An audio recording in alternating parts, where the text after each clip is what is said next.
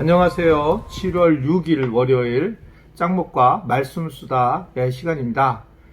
오늘 이 티셔츠 운차 입게 되었는데, 이것은 이번에 우리가 슬기로운 OM 생활을 하고 제가 슬기로운의 운자를 맡았는데 기념비적으로 하나 놔두기 위해서 영상을 하나 찍게 됩니다. 특별히 우리 영상을 잘 봐주시는 분들에게 감사하고, 또 어제는 저희가 교회가 시간표도 바뀌었고 다음 세대도 나오기 시작을 했고, 그리고 더 나가서 임직식도 있어서 굉장히 바쁜 하루를 보냈습니다.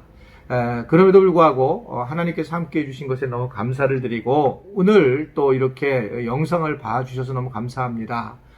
이 영상이 사실은 우리 교인들만 많이 보는 게 아니라 외부 교인들도 많이 보는 것을 알 수가 있습니다.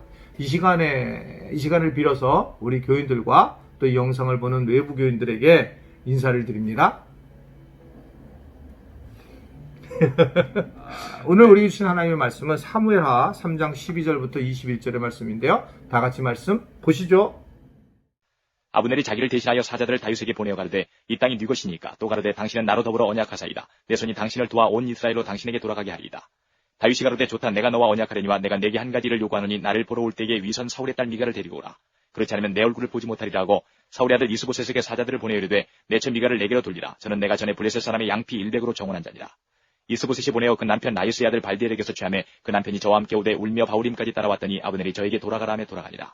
아브넬이 이스라엘 장로들에게 말하여 가로되 너희가 여러 번 다윗으로 너희 임금 삼기를 구하였으니 이제 그대로 하라. 여호와께서 이미 다윗에 대하여 말씀하시기를 내가 내 종 다윗의 손으로 내 백성 이스라엘을 구원하여 블레셋 사람의 손과 모든 대적의 손에서 벗어나게 하리라 하셨음이니라 하고, 아브넬이 또 베냐민 사람이 귀에 말하고 이스라엘과 베냐민의 온 집이 선이 여기는 모든 것을 다윗의 귀에 구하려고 헤브론으로 가니라.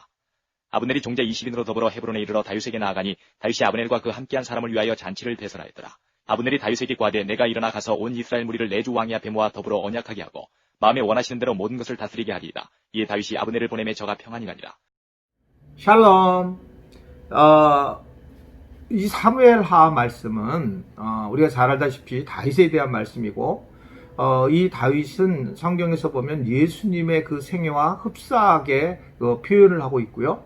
그렇기 때문에 이 다윗을 통해서 우리가 어떻게 다윗 주변을 정리하고 어떤 삶을 살아가야 될지를 배울 수 있는 그런 중요한 성경이다, 이렇게 생각할 수가 있습니다. 다윗은 가정생활을 어떻게 했고 주변 생활을 어떻게 했는지, 그것에 대해서 우리가 하나님의 복을 받을 수 있는 그러한 교훈이 많이 숨어 있는 것이라고 볼 수 있습니다. 다윗은 사실은 사울 왕이 죽고 나서 어떻게 생각하면 그곳에 이 사울 왕이 있던 가서 북이스라엘을 갖다가 정권을 잡을 수도 있었음에도 불구하고 그는 자기의 고향인 헤브론으로 내려가죠.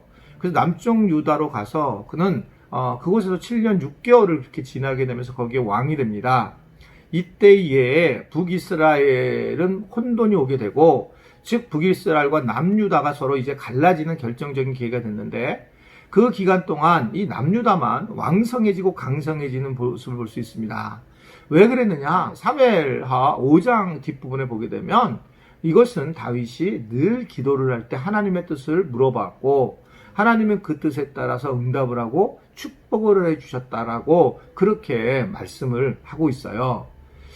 이것을 보면 한 사람의 어떤 지도자의 기도의 모습, 하나님을 향하는 열정이 한 나라를 잘 세우는 모습을 보게 됩니다. 어떻든 북이스라엘과 남유다가 서로 이제 앙숙이 되고 서로 갈라지면서 서로 이제 힘든 상황을 이제 보내고 있을 터에 이 남유다가 이제 강성해지는데, 그러면서 하나님이 이제 복을 주시는데, 그때에 이 그 다윗은 어떻게 살았는가?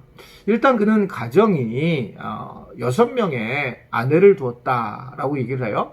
6명의 아내, 그 중에 이제 6명의 아들을 또 낳았는데, 그 중에 이제 그 세 아들은 굉장히 유명한 아들이고 세 아들은 잘 성경에 안 나와요. 그 세 아들이 여러분 잘 알고 있는 암논, 압살롬, 아도니아, 즉 반역과 연결된 그런 아들들이 나오게 됩니다. 그는 어떻게 생각하면 가정에서 실패한 그 왕의 모습으로 세워지는 걸 볼 수 있어요. 우리가 살아가면서 정말 중요한 것은 기본적 단위에 최선을 다하고 섬기는 것이 참 중요하고, 그것이 안정이 될 때 그 다음 단계로 가는 것 같아요. 옛날에는 목회자들을 어떻게 생각했냐면 가정은 필요 없다. 교회가 중요하다라고 달려왔어요. 뭐 지금도 그래서 교인들 중에서 그런 분들이 있을지 모르겠어요. 교회 일이 중요하고 가정일은 뒤다. 근데 저는 그렇게 한 번 한 적이 없어요. 가정일을 최선을 다하고 준비하고 이것도 교회고, 그리고 교회 와서도 그 일을 바탕으로 교회를 섬기는 거가 매우 중요하고, 특별히 마음이나 자기의 어떤 언어나 삶을 다스리지 못하면서 교회 리더로서 섬기는 것은 참 위험하다라고 생각을 해요. 다윗은 어떻든 간에 가정에서 좀 어려움이 있었고, 그리고 이제 북이스라엘과 남유다가 이제 갈라지면서 당시 북이스라엘의 장관은, 군대 장관은 누구냐면 아브넬이었고, 남유다는 요압이라고 하는 장군이 굉장히 막강한 힘을 서로 가지고 있었습니다. 근데 이 북이스라엘의 아브넬이 좀 교만했어요. 그러니까 왕을 섬기면서도 불구하고 굉장히 교만하고 강한, 그러나 군대 싸움은 잘하는 이런 이제 왕이었는데, 특별히 이러한 이제 잘 나갈 때 그는 사울 왕 후궁인 리스바를 욕보이면서 선 왕에 대해서 2번을 배신을 하게 되고, 그러면서 이제 그의 아들, 사울 왕의 아들이 이제 왕이 됐거든요. 이스보셋이라고 하는. 근데 그 왕에게도 막 함부로 대하고, 결국은 이렇게 자기가 군대 장관으로서 힘을 가하는 거예요. 이러해서 이제 이스보셋이 그것에 대해서 한마디 하게 되면 이는 굉장히 분노를 하게 되고, 그리고 이제 그런 상황에서 결국은 이 북이스라엘 사람들을 이끌고 이 남유다인 아브넬이 남유다인 다윗에게 오게 됩니다. 그 상상할 수 없는 방식으로 하나님은 남북을 통일시켜요. 그러니까 우리 생각이 아니에요. 그냥 이렇게 미묘한 감정의 차이로, 그리고 이제 이가 그거 와가지고 이 북이스라엘을 드리겠다라고 하는 그런 마음을 가지고 아브넬이 와서 다윗 왕을 만나게 됩니다. 우리나라 통일도 마찬가지입니다. 왜 하나님이 하셔야 되느냐 하면, 이게 무슨 우리가 뭐 미국을 통해서 그렇게 움직이는 게 아니라, 하나님이 하시게 되면 그냥 순간적으로 마음을 다 일으키고 순간적으로 변화를 줘서 통일이 어떤 일이 될 수 있다라고 하는 것을 볼 수 있습니다. 아브넬이 이제 오게 된다는 이 소식을 듣고 이 다윗은 한 가지 조건을 걸죠. 그것은 사울의 딸 미갈을 자기의 그 아내였잖아요. 데리고 좀 와달라라고 얘기를 하게 됩니다. 그러면서 이제 아브넬이 그걸 받아들이자 20명의 북이스라엘 대표들을 데리고 헤브론으로 와서 다윗을 아련을 하게 되고, 이것에서 또 다윗은 잔치를 벌이게 되는 장면이 쭉 나옵니다. 근데 여기까지는 문제가 없었는데, 이 소식을 들었는데 누가, 남유다의 장관인 이 요압이 전쟁을 잘 마치고 돌아오면서 소식을 들어요. 근데 이 요압은 사실은 자기의 그 가족인 한 사람이 이 아브넬에게 죽었었거든요. 그래서 그는 돌아오자마자 아브넬을 뒤쫓아갑니다. 북이스라엘에 가는. 그래서 그에게 개인적으로 앉아서 서로 이야기를 하는 장면인 것처럼 합니다. 거기서 이제 개인적으로라고 하는 것이 이 바쉘이라고 하는 그런 히브리어인데, 조용하게 그는 같이 대화하는 척하면서 칼로 이 아브넬을 죽이게 됩니다. 왜냐하면 동생 아사엘을 기본 전투에서 죽임을 당한 것에 대한 안갚음을 하게 되었고, 또 특별히 이제 이 아브넬이 이런 식으로 배신하는 것에 대한 마음, 그리고 또 군대 장관이 2명이 되잖아요. 이러한 마음들이 있어서 아마 요압이 아브넬을 이제 죽이게 되는 그런 상황을 이야기합니다. 자, 이 소식은 다윗이 몰라요. 그래서 다윗이 이 소식을 듣고 난 다음에 이 아브넬에 대해서 굉장히 슬퍼하면서 자기의 죄는 무죄하다라고 선언을 하면서 다윗은 경로를 하면서 이 부분에 대해서 아주 왕권을 굉장히 강하게 사용을 하면서 경노하며 죽인 자를 저주를 하는 이야기까지 하게 됩니다.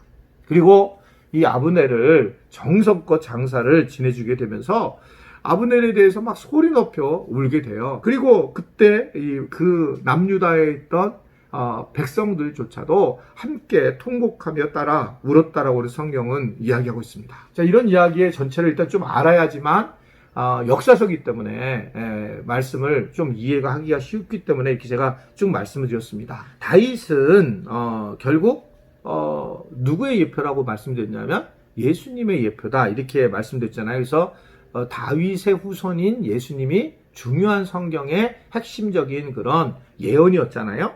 그런데 결국 이 메시아 예수님은 사탄에 대해서 승리하신 그 모습이 예표로 우리에게 나타나게 되고, 우리도 이 세상에 살면서 예수님처럼 이런 어둠의 상황 속에서 우리가 승리해야 된다는 게 사실입니다. 어떻게 보면 이 다윗이 어떻게 사람들 앞에 그런 아름다운 모습, 백성들 앞에 모습을 보였고 백성들이 함께 눈물을 흘릴 정도 그랬을까? 백성들은 다윗의 어떤 점을 보아서 다윗에게 그러한 모습을 따라갔을까? 중요한 것은 신의예요. 신의. 그러니까 결국은 공동체를 유지하는 것은 신의인데, 그를 다른 북이스라엘의 적장이었지만 그를 받아들이고 그리고 결국 약속을 하는 것에 대한 신의, 이 신의를 깨트리면서 그는 굉장히 슬퍼하게 되었다는 겁니다. 교회 공동체도 마찬가지인데 신의, 이게 깨지면 다 깨지는 거거든요. 신의, 그리고 마귀는 신의, 신의를 깨게 되는, 그래서 이 신의를 깨게 되면은 결국은 아무리 좋은 거라도 문제가 되는 것을 알고 다윗은 이것을 아주 지혜롭게 알아보면서 이 신의를 안 깨려고 굉장히 애를 쓰면서 그는 정말 슬피 울었다라고 하는 것을 말씀을 하고 있습니다. 예수님도 마찬가지잖아요. 예수님이 우리가 조금 봐야 되는 것은 예수님은 사람이세요. 그 예수님이 마지막에 결국은 십자가를 지셔야 되는데 정말 지기 싫은 거예요. 너무 고통스러우니까. 너무너무 고통스러우니까 우리가 쉽게 그냥 어찌하여 나를 버리셨나이까 이렇게 이 정도로 우리가 성경을 툭 읽지만, 예수님은 어떻게 보면 정말 그걸 하기 싫은 거예요. 그런데 그 신의를 지키면서 예수님이 십자가에 달려 돌아가셔서 우리의 죄를 담당하게 된 것을 볼 수가 있습니다. 하나님을 믿는 것, 저는 신의를 지킨다고 보여져요. 특히 이 시대에 하나님을 안 믿어도 편하게 행복하게 살아갈 수 있는 시대, 이러해서 믿음을 쉽게 팔아버릴 수 있는 시대에 내가 주님으로 받은 은혜, 이것을 기억하며 살아가는 그 주님께 신의를 지키고 사람들에게 신의를 지키는 것이 하나님의 뜻에 맞는 것이고, 이것이 다윗과 우리 주님이 우리에게 알려주신 것입니다. 신의를 좀 손해를 봐도 지켜야 한다. 그게 오늘 우리에게 말씀이에요. 뭐라고요? 신의를 지켜야 한다.